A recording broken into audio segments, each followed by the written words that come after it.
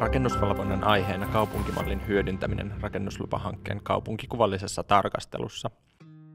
Tällä hetkellä rakennusvalvonta arvioi hankkeiden kaupunkikuvan sopivuutta pääpiirustuksien avulla.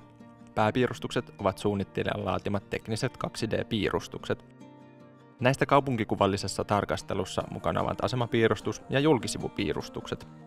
Apuna ovat myös erilliset valokuvat sekä ilmakuvat. Lisäksi joissain hankkeissa suunnittelijat tuottavat visualisointikuvia.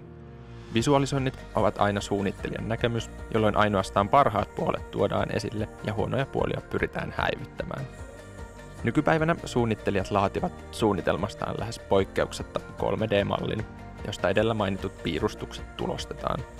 3D-maailmasta mennään väkisin takaisin 2D-tasomaailmaan, jolloin osa havainnollisuudesta katoaa.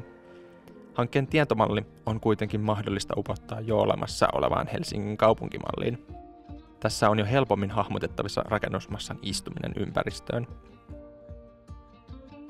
Kaupunkimallia on mahdollista täydentää kopterikuvauksella tehdyllä aineistolla.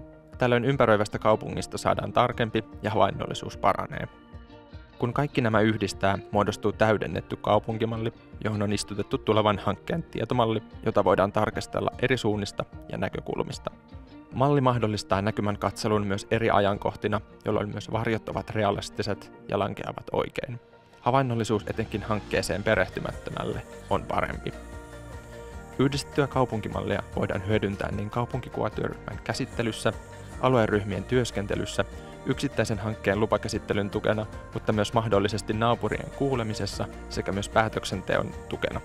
Yhdistetystä mallista voidaan ottaa kuvakaappauksia, se on mahdollista lähettää selainpohjaisesti tarkasteltaviksi ulkopuolisille sekä myös järjestää esittelytilaisuuksia kaupungin Cave-tilassa.